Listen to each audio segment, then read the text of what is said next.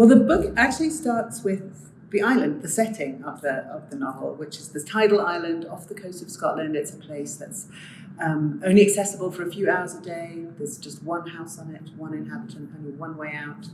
And that's where the novel started. And I had to think about what kind of person would live on that island.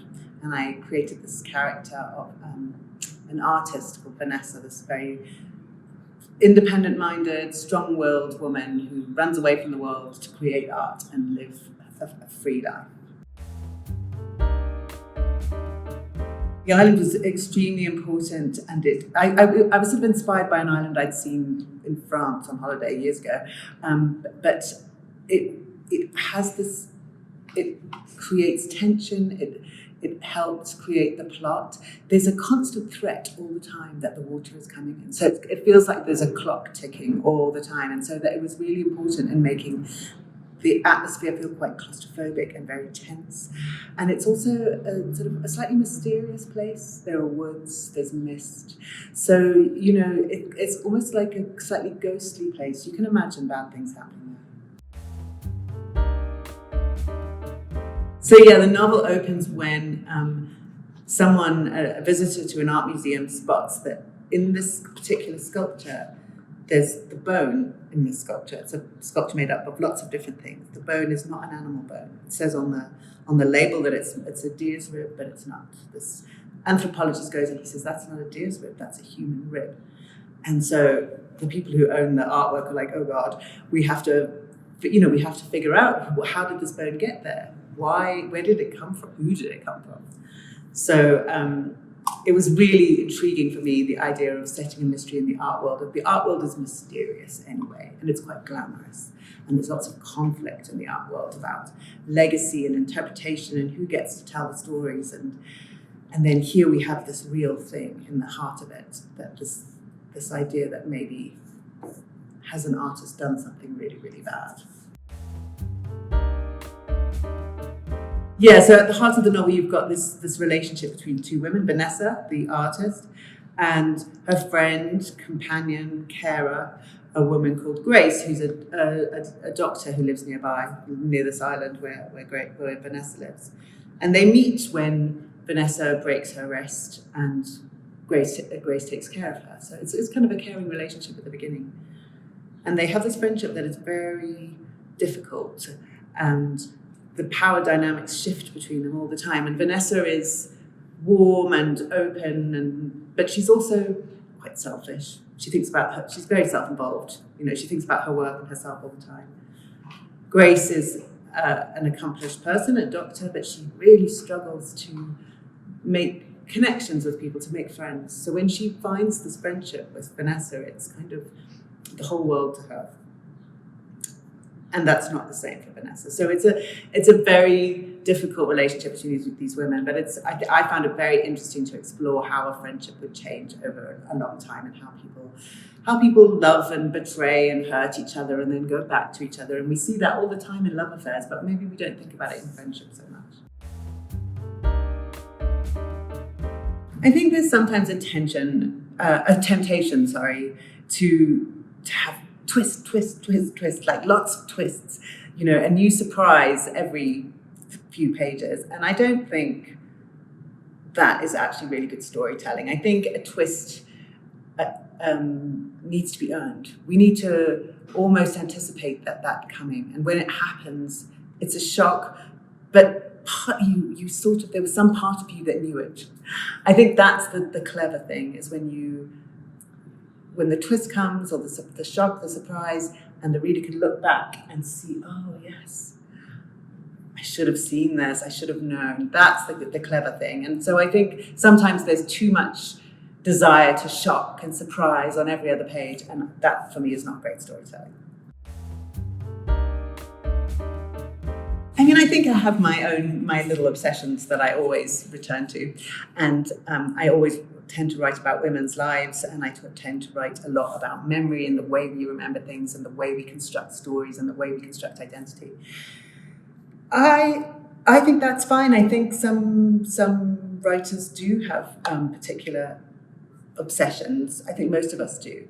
But then I think that maybe the key to the variety is creating really distinctive characters that are, there isn't. Vanessa and Rachel from The Girl on the Train are so different, or in each novel you create a new set of people, a new set of compelling characters, and I think that's the trick for me to keeping it fresh and keeping it so each book feels very, very distinctive. Some of that you do with setting as well. Obviously, the island is a different setting, and The Girl on the Train was very rooted in the train journey. So I think setting is also one of those things that can really help you anchor the story in a particular place and moment. Really, I read a lot. So, I'm not a psychologist, but I read a lot about people, and I read a lot of articles about particularly, people who've done bad things or found themselves in difficult situations. But then a lot of it is just imagination, is trying to imagine how people got to that point. And so there will be some, psychology, real psychology that I have actually read about and researched and applied to a situation. But a lot of it is just sort of on a human level, imagining a response of a particular person to a particular situation. I wouldn't write about a place that I hadn't lived, and I couldn't write about. I don't even speak the language. I think you have to write about somewhere in a way that's realistic and believable. I think you have to live there for a while at least. You have to be immersed, and you have to know the people.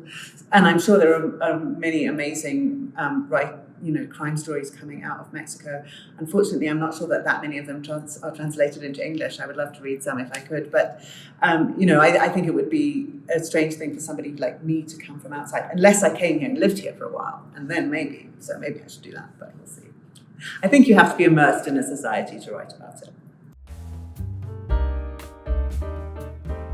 Ooh, I think every novel is kind of a new challenge and a different problem. So I think you learn things along the way. I think one of the things that I really enjoyed writing this novel was actually the diary part, the writing Vanessa's diary. And what I did in order to get to know Vanessa was I wrote a huge amount of diary. Only a very small bit of the diary actually ends up in the book. I wrote loads more, pages and pages and pages. And it was really instructive to me, and it really helped me imagine that character and imagine the course of her life and how her feelings and emotions changed and how her thoughts about her work changed. So that was I'm not saying that I'm going to do that for every book, but sometimes you hit on a solution to a particular problem while you're attacking the novel. And yeah, as I say, every novel is like a new problem to be solved.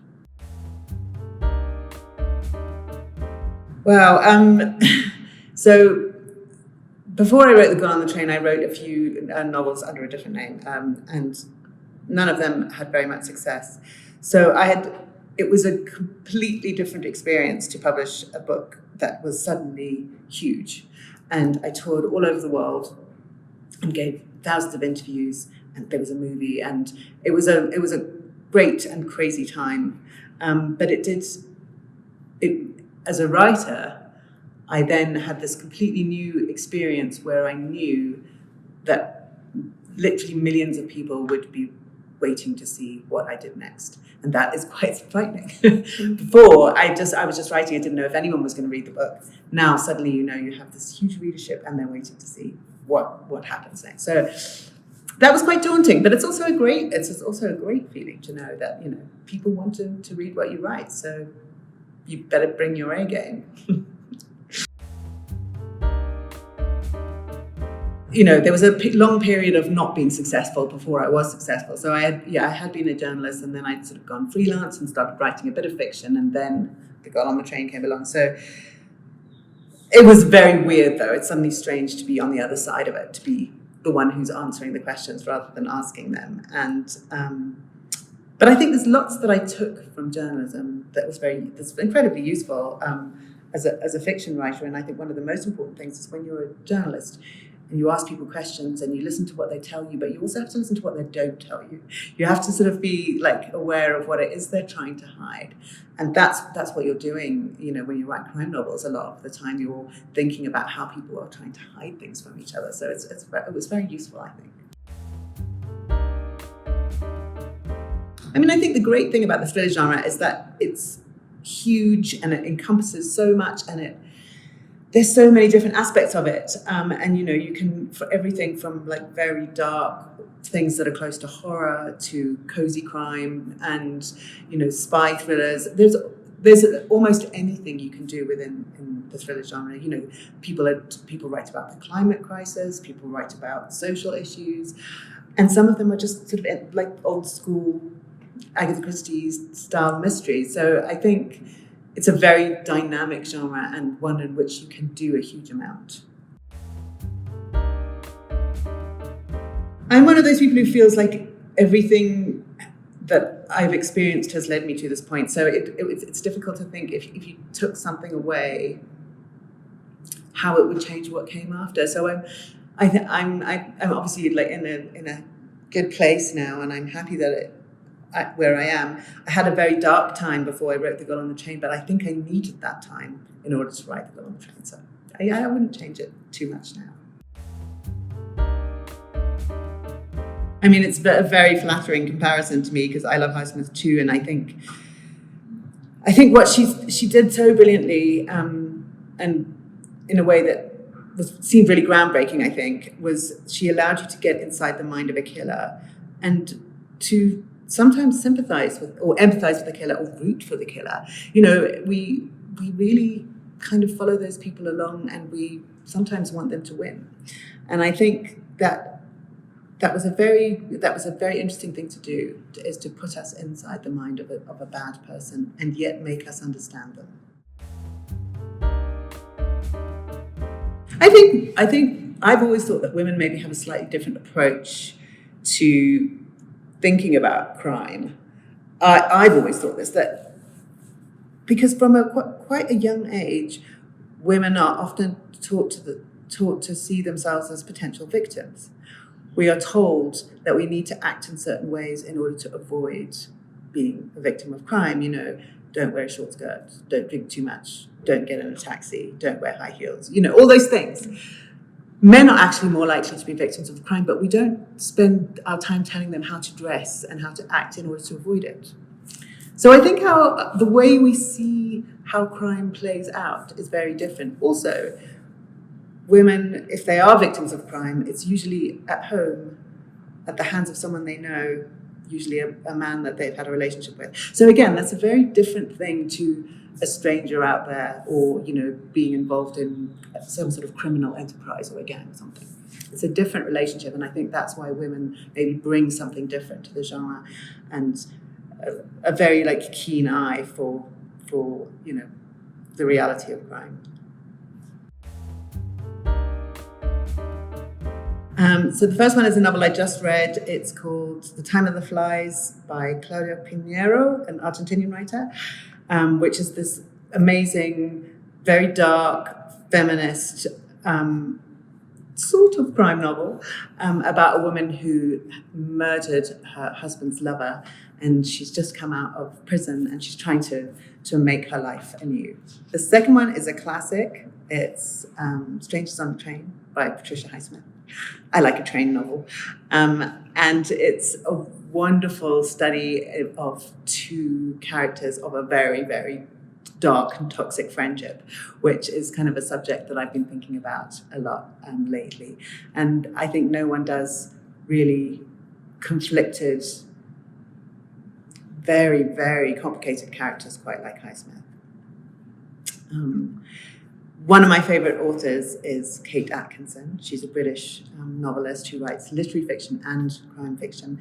I think my favourite is a book called When Will There Be Good News, which is it's a novel that opens with a terrible, terrible act of violence, and it's about how a woman recovers from something awful that happened to her as a child and how that shapes her life and shapes the person that she became.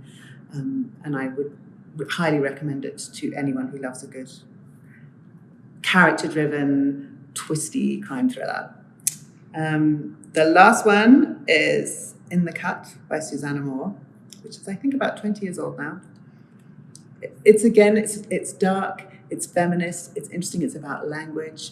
It has an ending that will leave you with your jaw dropped, but it's a good twist. It's the kind of twist that is earned.